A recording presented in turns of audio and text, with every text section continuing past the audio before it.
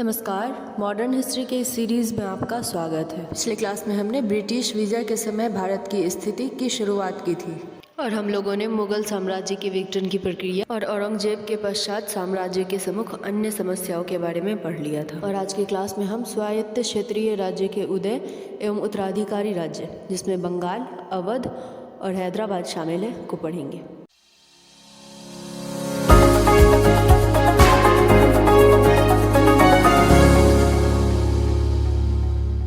स्वायत्त क्षेत्रीय राज्यों का उदय। मुगल प्रशासन प्रकृति में केंद्रीकृत था और इसकी सफलता काफ़ी हद तक शासक की शक्ति और कुलीनों, जमींदारों, जागीरदारों और प्रांतीय अधिकारियों को विनियमित करने की उसकी क्षमता पर निर्भर करती थी। वास्तव में यह सम्राट एवं अन्यों के बीच हितों एवं इच्छाओं का संतुलन एवं समन्वय था। 1707 में औरंगजेब की मृत्यु के पश्चात यह संतुलन बिगड़ गया, जिसके परिणाम स्वरूप मुगल शासक की सत्ता का दुर्बलीकरण हुआ। दुर्भाग्यवश केंद्रीय प्रशासन वित्तीय संकट एवं कुलीनों के बीच गुटीय शत्रुता, जिसे औरंगजेब के उत्तराधिकारी रोक नहीं पाए, के कारण ढह गया। मुगल सम्राट प्रांतीय गवर्नरों को जरूरी संरक्षण एवं सुरक्षा प्रदान करने में असफल हो गए, जिसके परिणाम स्वरूप प्रांतीय गवर्नर 18वीं शताब्दी के प्रारंभ में एक स्वतंत्र आधार बनाने लगे।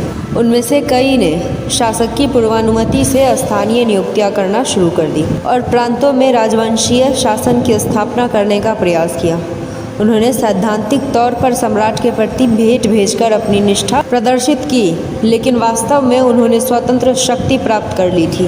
1724 में दक्कन में निजामुल मुल्क के साथ शुरू होकर लगभग 1740 में बंगाल, बिहार और उड़ीसा के पूर्वी प्रांत भी दिल्ली के नियंत्रण से बाहर हो गए, जिसके बाद 1750 में गुजरात एवं सिंध तथा 1751 में अवध में भी ऐसा ही हुआ। दिल्ली के नज़दीक फर्रुखाबाद एवं रोहिलखंड में स्वतंत्र पठान राजवंश शासन करते थे, लेकिन वापस लौटे राजपूतों के गठबंधन को औरंगजेब ने तोड़ दिया, लेकिन उन्हें कभी भी पूरी तरह दबाया नहीं जा सका। सुदूर दक्षिण में साहसी हैदर अली ने मैसूर साम्राज्य को बेहद शक्तिशाली बना दिया। कई छोटी छोटी रियासतें देश के दक्षिणी क्षेत्र में शासन कर रही थी। इस प्रकार मुगल भारत के विभिन्न हिस्सों में राज्यों की 3 मुख्य श्रेणियां उदित हुई। पहला, उत्तराधिकारी राज्य, जो मुगल साम्राज्य के प्रत्यक्ष नियंत्रण से छूट गए, जैसे अवध, बंगाल, हैदराबाद। दूसरा, स्वतंत्र राज्य, जो प्रमुख रूप से मुगल साम्राज्य का प्रांतों पर निर्भर में कमी के कारण सामने आए, जैसे मैसूर, केरल, राजपूत राज्य। तीसरा, मुगलों के विरुद्ध विद्रोहियों द्वारा स्थापित नए राज्य, जैसे मराठा राज्य, पंजाब राज्य, जाट राज्य। उत्तराधिकारी राज्य, हैदराबाद, अवध एवं बंगाल मुगल साम्राज्य के आधिपत्य से छूट गए और स्वतंत्र राज्य की स्थापना की। यह अलगाव या संबंध विच्छेद विभिन्न चरणों में हुआ। व्यक्तिक विद्रोह का अनुसरण शुरू में सामाजिक समूहों, समुदायों एवं अंततः पूरे क्षेत्र ने किया। इन प्रांतों में जमींदारों ने शाही मांगों का विरोध किया और प्रांतीय गवर्नर्स, जिन्हें दिल्ली से मदद एवं संरक्षण प्राप्त नहीं हुआ, वे स्थानीय अभिजात्य या कुलीन वर्गों से मदद प्राप्त करने का प्रयास किया। इन राज्यों ने औपचारिक तौर पर मुगल साम्राज्य के प्रति अपनी निष्ठा का त्याग नहीं किया। उन्होंने मात्र पूरी स्वायत्तता का निर्वहन करना शुरू कर दिया। मुगल संस्थागत ढांचे के भीतर एक नवीन राजनीतिक व्यवस्था का निर्माण हुआ। हैदराबाद। 1748 में निजामुल मुल्क की मृत्यु ने हैदराबाद के इतिहास में प्रथम गौरवान्वित अध्याय का अंत कर दिया। यह गौरवशाली शुरुआत निजामुल मुल्क, जो सैयद बंधुओं के समय एक प्रमुख कुलीन था, द्वारा 1724 में हैदराबाद राज्य की स्थापना के साथ शुरू हुआ। निजामुल मुल्क ने सैयद बंधुओं को ठिकाने लगाने में मोहम्मद शाह की मदद की और बदले में उसे दक्कन का सूबेदार बना दिया गया। निजामुल मुल्क ने प्रशासन को पुनर्गठित किया और राजस्व व्यवस्था को सरल एवं कारगर बना दिया। दिल्ली में 1722 से 1724 के बीच वजीर के रूप में एक छोटे कार्यकाल के बाद वो एक राज्य की स्थापना करने के लिए दक्कन लौट आया, जो व्यवहार में स्वतंत्र हो। यद्यपि उसने निरंतर मुगल सम्राट के प्रति अपनी निष्ठा घोषित की, प्रादेशिक अभिजात्यों की संरचना ने इस स्वतंत्रता को अस्थायित्व प्रदान किया। जैसा कि कॉरेन लियोनार्ड ने हैदराबाद के राजनीतिक तंत्र के अपने अध्ययन में इसे प्रकट किया है। राजस्व तंत्र का सुधार, जमींदारों का नियंत्रण और हिंदुओं के प्रति सहिष्णुता उसकी समझ बूझ भरी नीति थी। लेकिन 1748 में उसकी मृत्यु ने हैदराबाद में मराठाओं और बाद में विदेशी कंपनियों के षड्यंत्रों एवं कपट योजनाओं के लिए खोल दिया। मराठाओं ने राज्य पर पूरी शक्ति से आक्रमण किया और असहाय निवासियों पर चौथ आरोपित की। निजामुल मुल्क का बेटा नासिर जंग और पोते मुजफ्फर जंग के बीच उत्तराधिकार के लिए खूनी जंग हुई। डुप्ले के अंतर्गत फ्रांसीसियों ने इस अवसर को अपने हित में प्रयोग करने के लिए एक समूह की दूसरे समूह के विरुद्ध मदद की।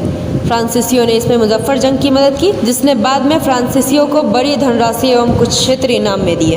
बंगाल व्यवहार में स्वतंत्रता और दिल्ली की सल्तनत मुगल शासन के प्रति औपचारिक निष्ठा ने बंगाल में नवाब के शासन को सुदृढ़ किया। मुर्शीद कुली खां मुगल संरक्षण के अंतर्गत 1717 में बंगाल का गवर्नर बना, लेकिन दिल्ली में उसका संबंध मात्र भेंट भेजने तक सीमित था। शुजाउद्दीन 1727 में नवाब बना और अलीवर्दी खां के 1739 में नवाब बनने तक बंगाल का नवाब बना रहा। 1756 में अपने दादा अलीवर्दी खां की मृत्यु के पश्चात सिराजुद्दौला बंगाल का नवाब बना। बंगाल के शासकों ने लोक नियुक्तियों में धार्मिक आधार पर भेदभाव नहीं किया और हिंदू लोक सेवाओं में उच्च पदों पर आसीन हुए तथा आकर्षक जमींदारी हासिल की। नवाब अत्यधिक स्वतंत्र थे और अपने क्षेत्राधिकार में उन्होंने विदेशी कंपनियों के व्यापार पर कठोर नियंत्रण बनाए रखा। चंद्रनगर और कलकत्ता में फ्रांसीसी और अंग्रेज कारखानों को किलेबंदी करने की अनुमति नहीं थी। न ही नवाब ने विदेशी कंपनियों को विशेषाधिकार प्रदान किया। शासकों की प्रभुसत्ता तब भी बनी रही जब ब्रिटिश ईस्ट इंडिया कंपनी द्वारा बल प्रयोग करके इसकी शक्ति का अंत कर देने का खतरा था। हालांकि नवाबों को अपनी कमजोर एवं अल्प सेना तथा कंपनी द्वारा प्रस्तुत खतरे को कमतर आंकने के कारण ब्रिटिश कंपनी के हाथों हार झेलनी पड़ी। 1757 में प्लासी के युद्ध में ब्रिटिश कंपनी की विजय ने भारत के साथ ब्रिटिश संबंधों के एक नए चरण का सूत्रपात किया। अवध सादत खान बुरहानुल मुल्क ने 1722 में अवध के गवर्नर के रूप में उसके नियुक्ति के समय से ही धीरे धीरे स्वतंत्रता प्राप्त करना शुरू कर दिया था। अवध में मुख्य समस्या जमींदारों ने खड़ी की थी, जिन्होंने न केवल भू राजस्व देने से मना कर दिया था, अपितु अपने किलों एवं सेना के स्वायत्त मुखिया की तरह व्यवहार करना शुरू कर दिया था। सादत खान ने उन्हें दबा दिया और एक नवीन भूमि बंदोबस्त शुरू किया, जिसने किसानों को जमींदारों के शोषण से सुरक्षा प्रदान की। जागीरदारी व्यवस्था में सुधार किया गया और जागीरदारी स्थानीय कुलीन लोगों को दी गई, जिन्हें प्रशासन एवं सेना में भी उच्च पद प्रदान किया गया। एक क्षेत्रीय शासक समूह का उदय हुआ, जिसमें शेखजादा, अफगान एवं हिंदू वर्ग शामिल थे।